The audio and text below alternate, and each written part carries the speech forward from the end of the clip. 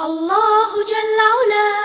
من لا إله سواه، يا عبد قم لله ولتستجب لنداه. الله جل علا من لا إله سواه، يا عبد قم لله ولتستجب لنداه. 5 من الصلوات في حاضر. بسم الله الحمد لله ثم الصلاة والسلام على أشرف المرسلين سيدنا وحبيبنا محمد صلى الله عليه وسلم وعلى آله وصحبه ومن تبعهم بإحسان إلى يوم الدين وبعد. السلام عليكم. دا بعض دفع نسوكور ده نسوكور كزامو سوكور دوني بدم بعد الأسلام زماني دم بزيد السوي بتاعي ده دار ندم فلوسي ini dah punya mana kaki tidak kefadah kuju ni ke terdana umur mata tiga fitino na bicara. Jadi kira mana? Mana beda lah kalau kuci. Okay. Tapi mati nyari itu ya. Dekat lah bukan.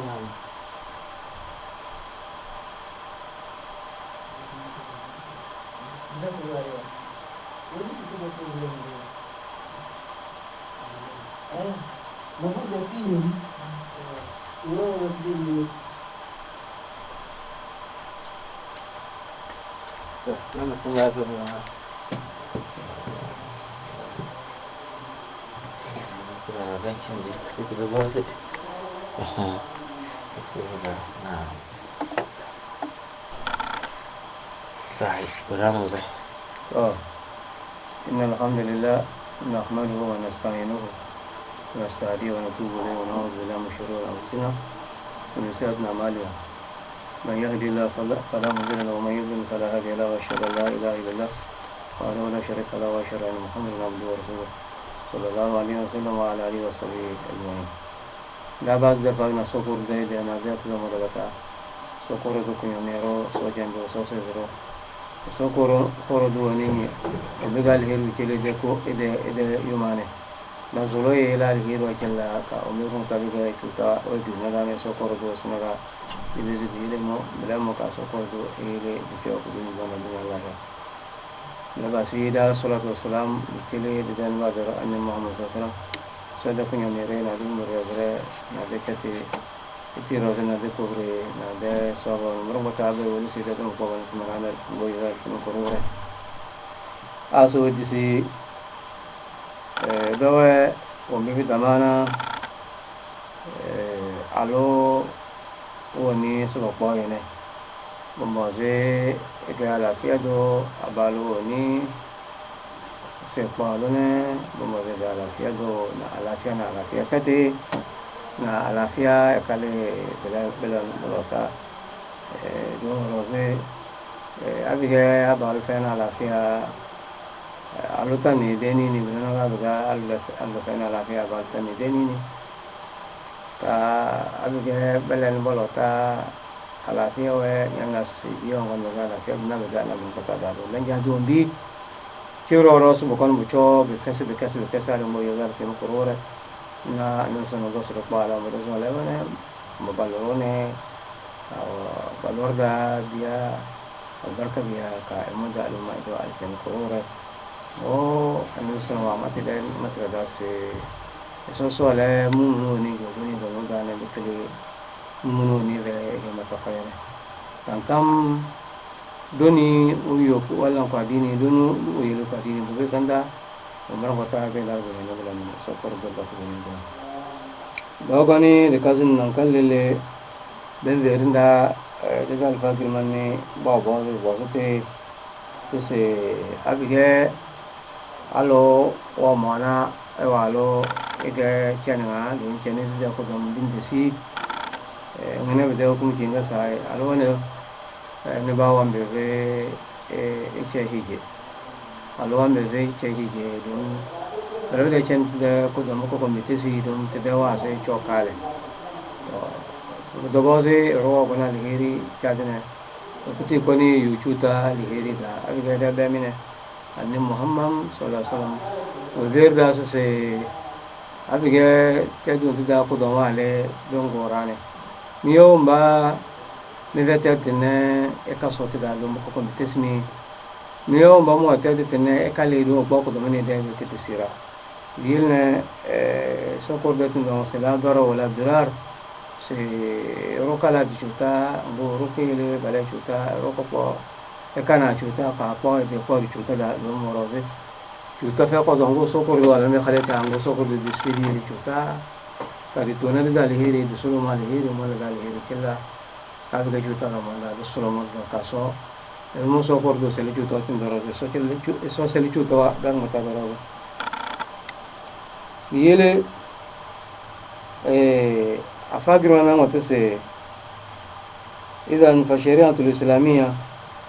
لا تقبل التخيل ولا تقبل الغرر والغش نجمل وندي ونتي سوكر بيجلا دنجنا دي سوريا دنجتنا دي رلنا صوباتا نامي صورنا دي تندوا متنه كده مو أسنسوا فلاوا تلقنا ببيوا آي kala ke jank ke dira ke jank mateke lelbe se zan be se lelbe ya zin be ya se to blaga de sharia sole ngodo de sharia tanja tulim eru tuli ero tulandi o bibi ga de ne e pa do lelbe fe de ne be fe de o mi bu jo de ne pa do mi da be fe de ne ya po mi be de po do mi da bu jo de ne malondu tanjabale biyela no sallallahu alaihi wasallam man amila amalan laysa alayhi amruna fa huwa radd duwan no bata wala timar wonde sona de tendo to kanane ekeles boyo webe bo mo boloy pala mo abege nyo dule no ngo alu ni ga ko donde no ngon jeli lebo ko don kin kitesi bese li de diri nyoni nya den baone nya so sotal kem korore dalonge bala sensi boko alu ni ona la fiane be chela balu ni irana la fiane abige chu to gon belebda o mabala belebda sinswa se dela bela du fasiri ne al kem korore banso belebda sote sotanja yele animo so man gashana kale samina suwanu bata wa ya mele dane ya o dulu dane ya wa bella bote elada do malo bombi bi da kede dine se vera da yo solla chiwo yele so salama abti mate idadi sigir mangena kada se ala khadiatu fi nar rola sensi epo wombi di fa ko so de o mi jo ko so da bu yo bu forse sal ki am korore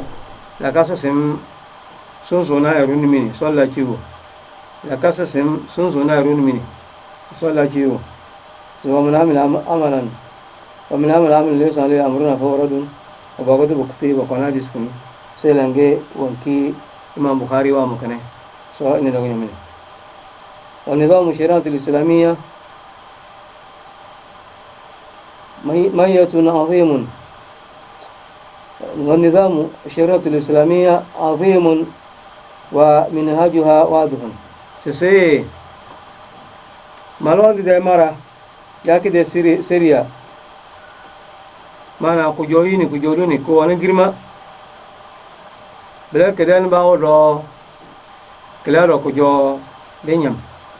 تمنو فابدا بيتي فابدا no fabda صاف الله سي الذي لا يأتيه الباطل من بين يديه ولا من خلفه القرآن أمي جابوا بتي بجا تولينا مولينا بتوا بدون قدلنا القرآن ده ننكر ولا كده نقول بيقول سكر دوسلي وما هو بالهزل كده كام مصدرهم biyele nyo nun ko tanya ke malon ne bomba se na ko kare ndoke alquran no masale rasonna ndoke on bibi gadi din na ni de chore la nyoko wa ayu aqdin بني على غش فلمن تضرر الفصل سي أبيجا بوغم بفكي هيجي نبوباتي نتولين نا المولدي نا تمنو ونيلا بفكي بيشيلي جالو وانا تلس بفيدي دينه iwani yuko iche hije abalo anje hije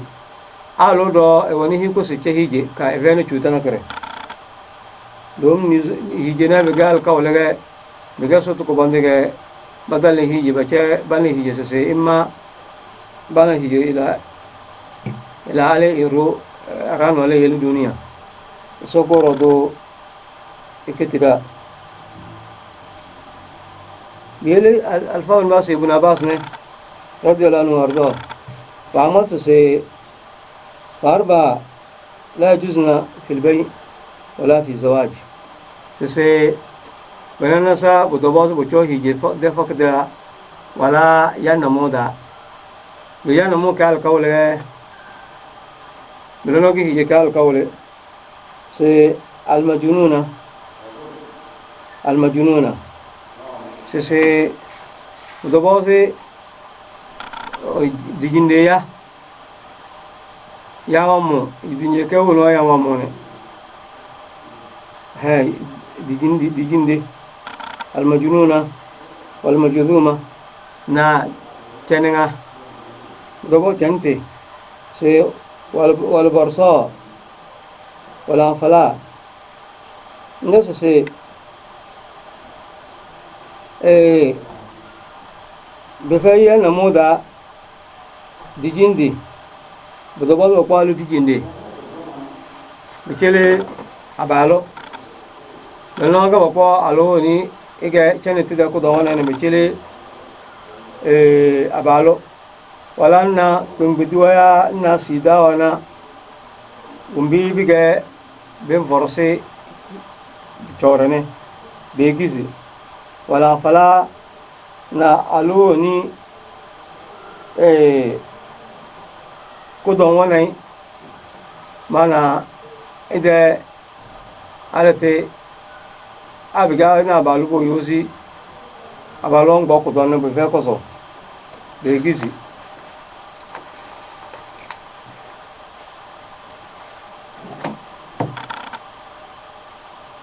boy fawe Sayyidina Ali رضي الله عنه جو أمته سي قال إذا تزوج المرأة فوجد بها جنونا أو برصا أو جذاما أو قرنا فهي امرأته إن شاء أمسك وإن شاء طلق سيدنا علي لا أمته سي أبي جارو أبو ألو gawamonai igedi jinde so kone tan kese kone do tilesa alukedi jinde zamanu ki wongo be tenege lede di jinde ko do ma gala bayana yide ko do ma gala bayana ne bebes no ayde tom bebes li didiri bebes la kar ko sere bebes biti de tom yawo monene chenit de ko do wonai na belano bebes no ya ai wamonene ge alwo no nya di pengbodi ya ko do min tu jolun tindesi ya nas ko don gbesi yado bebes no ya de tom sida bebes no ya to ya wa gbo alo mune ede ale te da bodo ko to gwe bebes no ya ngase se sole sai mom ge yikudu man fi sabilillah man la sodati mare ma wa sai alomo ale ewa to ege ide alo ama abiga be sumadan be meveni ko wanje hije pa alomo ebesna edamajo ama na na bela ne abiga edamar do ase abiga edamar wase mana no efebda abalo se tilanenta se la de undina abiga wa mo de sara ki mele angon do foli ci la lo mele be ganale ama be gay dam banye ba le no ya ma misna bu mu ya lo mo abige de kena soba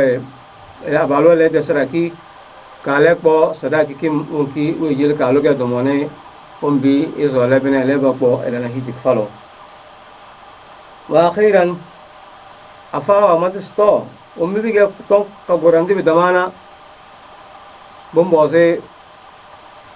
bacha alafiya chore tonon dana la karda na iman da bi damane bin buna hiji bi zandane bidaka warse wala asasu alladhi yatimu bihi al-ikhtiyar لأحد الزوجين هو سلامة البدن تسي ومي بيسول كي هيجي يلي هيجي لا البركة مانا الهيرو لبتالي بدا هيجي بو بيزاندا باو نيني نكنيني أبال دمبا نينا هيجي كنيني ألما إنينا بدي بوالي دي هيجي دي نيني وينا كلالو دوني لاهراني أيب مانا العافية تنوندا العافية تنوندا وسلامة النفس العافية لا كردا حتى يكون إنجاب الأولاد مبنيا على أساس الإسلامي تسيكا بكم ويوبيا ومبا بلس بكلم بقرو بكم بكلم لهم بعدوني دينا لا كرد بلا بدونو ولا العافية بوجودوني لا كرد جودوني مانا بويو تاو سنة أكيدك فينجروز دكة بديا دو دكة مشركي دكة وني iwon bere fo duniya ne bere no ga lo do de ke le so do de ke o no de tubu da ne de ke ngelo wala sina do wala ko dondo ko domini tuta de ko domini ya zaman ko domini don kabiya ko me ke ala fiya dina dum imani da la karda tonunda adin de landa برون بتاع بدا الناس سي يستسقى من النهار القرآن بلا سي لروكن بس بكون بلنه بكون بيونا لروكن مونكي بيونا كالقرآن بكين فيزو زينا القرآن ما لكن فيزو زينا صادتهم ما نحالك فيندي وسنة النبوية كاتزنا سنة روزة كي فيديو روزة على صاحبها أفضل الصلاة والسلام يلي دودا فاوي وانزنتي كاتكافسنا لدا يبقون دا نبي تلولاو كافونا ماو يسي كاتاتو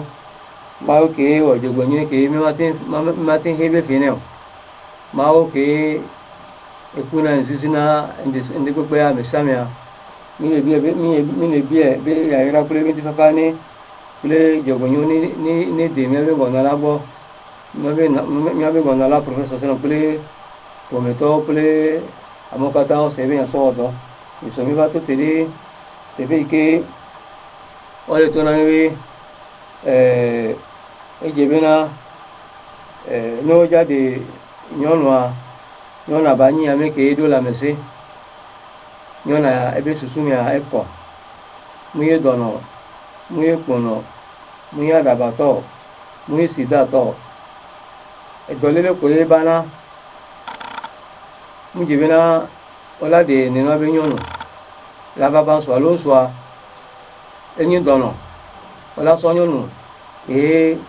la mesele si asone ogbenyawa islam egbenyawa ye obia Ibn Taymiyyah be nesigbe amedesron nyonu edesron alo osron dede nyonu ala ko be nswa yin dono lati yin bi adaba be dolele le difune alo ko be dolele le difune alo sida alo dolele ke bana wona me lefti ke umte yona do akaba nyonwa dena lesi la tengbe sorondedia agbele sorondedia ela tro yo ejila ogbo nino ke ni sujan eva pobe esronya dolo benyi sbele e dolelo ke mi blame nya va yele ka sende zandia be suchani va ponenia ẹsẹ̀ lè gbọ́ ẹgbẹ́ lè gbọ́ ẹ láti ń gbé sọ̀rọ̀ dédé à ẹ láti ń gbé sọ̀rọ̀ dédé à àgbè wá yé alfa ló ń gbàgbọ́ bí ẹ ní èsì gbé ẹ wọ̀ bí nsọ àbá kpọ́ bí nínú anyọ́nù ayẹlẹ̀ bẹ́ẹ̀ ní dúró sọ wa ẹ̀yà bẹ́ẹ̀ láwọ̀ fi sẹ́bi ìlà bẹ́ẹ̀ dọ́ ẹ̀ láwọ̀ máa wọ́ bẹ́ẹ̀ dọ́ wa ẹ̀ la ti ń yọ̀dọ̀ ní anyọ́nù wa kàkà ẹ̀ la bá kpọ́ hayahaya ẹ̀gbẹ́ alẹ́ gbọ́ ẹ̀sẹ̀ alẹ́ gbọ́ ẹ̀ la ti ń wà ya sans problème wa ini kemi le gbɔnɔ lɛ kia ebe nya sese mu ya mi se mɛ lati wɛ ena islam be seya shariatul islamiyya alquranu kule sunna wa o gbe o mu hɔna plan o mu hɔna fitifiti o anɔ bami anɔ ziameji anɔ gbe ano blamia islam gbe ena professor islam globe america ta eson de so do islam mu le mi abi semia endrogbe ela drobe agba endrogbe ela drobe agba ni ameso nyonu ke sese do la mese ndi se de le ni nyanya le be mi gba na nyonu la nya be muso dono be nyu o kaka o sɔrɔ dede ndi va jɔ ame ko o dɔn wa wala duru bɛ gba le ya me fi kaka so ima gbɔ ina professeur sɔlɔ ŋgɔlɔ be ame ke e ba mi alo e fi mi ya alo egbele nu le mi tia egbele nu le islamia ni ya be mu nyi muslimi o mu nyi muslimi o ame ke nyi islam toa mo pasana beji do awo ele ke ebeji bron alquran kule sunai bela so odo ni ame ke so odo ela po videde wa ame ke gbele alquran kule sunna benya ni nya be drogbe agba jakpe ena ọba gbọlọbẹ alakadiya finar professor sọlọ bẹnya gbọlọbẹ bẹ ní àmì bá mi àmì kata ẹlà bà nọfíà alo àmọkò la bà wà nọfíà wà nọfí wa wọn ní yàbẹ bàbá wọn kò bà wà ẹnudọgbẹà ẹsọmọ bẹ dọ ìlò ní ọmọdásí yà ọtúbà atọrọ bẹ jẹ atọrọ pàṣẹ àti pẹlú wa ẹni kì í ó bà wà nọfí wa ọlọdúnrún bẹ gbà àlìkìyàmà gbé be agbagbe ko ha eladure so yi ezomi ma oni be mi to ni ena nabi ko se shariatu islamiyya azimun be enyi enuke edena bubame e kokona mi enyi enuke pe neno ke be gani enuke fitifiti mulemo be ayeme be nu mulemo bebe mebe nu mulemo viviti mebe nu mulemo aw ena ma onto globe la yatihi al-batil min bayni yadihi wala min khalfihi be al-quran ko kwaya enu gbegbele mo fara be nu disiju kule be nu emiyomi aw o ma huwa bil hazil munyi fefe be nyayo al-quran kule sunna munyi fefe be nyayo ame kata so al-quran kule sunna so fefe ya ezuma fo me nyi munafiki ga mawni dimi tolemi ena ibn Abbas radiyallahu anhu globe o de la son alo son de dia ele inu ameneji bele ni inu abatwa son de mulo bela farban la yajuzna fil bay wala fil zawaj benu amene mujibena bano sono de malo asisano al majununa adabato adabato ya susumu le sele ke beta sasilo nga ta wala so adabato so na ameke munya adabato ya mu aso wal majuruma le nyonu ikpono eje mu je beno la so nyonu ikpono so na suke eni ila meseto wal barso eno ke nyonu ke elele sibe masibe do alo be dolele alo intila be dolele ke gbele antila munyala pono ile sibe maladie contagieuse wa on ba so na nsu eno ke nyonu ke ebe nyonu me dolele le funwa mjebe na wala so na nsu enta maoni na mianya ena ogaho hadithile sidna ali radiyallahu anhu le globe idha tazawaja almar'atu wajadaha wajad biha jununa bena mede de soye be va ko be so dol adabato benya alo gonogosi ma be dolele belele alo ebenti la munyo alo ekpono alo ekpobe inde hemo lebe nyonu me inde hemo ne va ko ne ya be ne juro ya elatin le ni ayo done ni intelesia wa ni matin le bena ne emo lesi elatin da sinyono ena enya kimia so wuno enyibe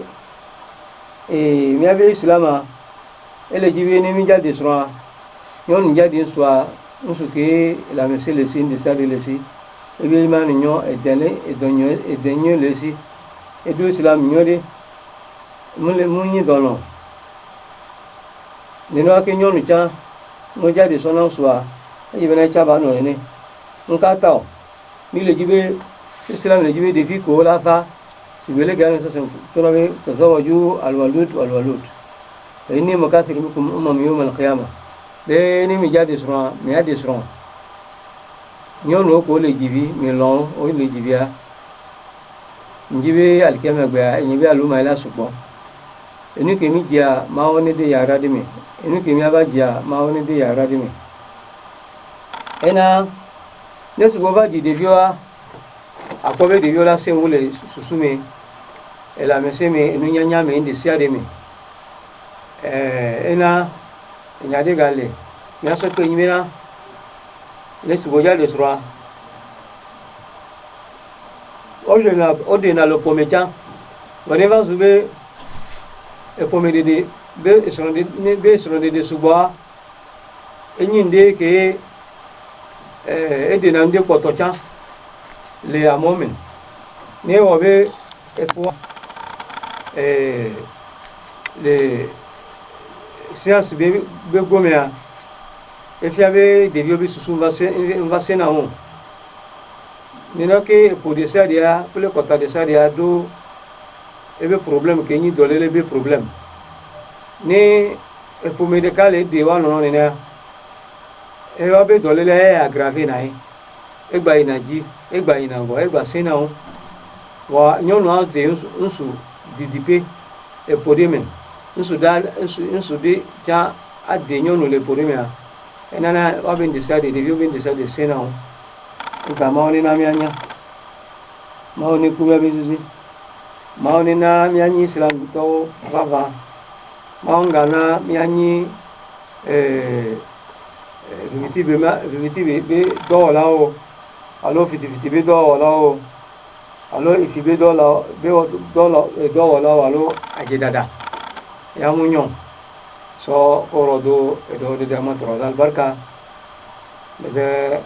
mashallah netna radio islami ke son kal barka o maballa ke da har kawne so orodo sno mal mal bedeli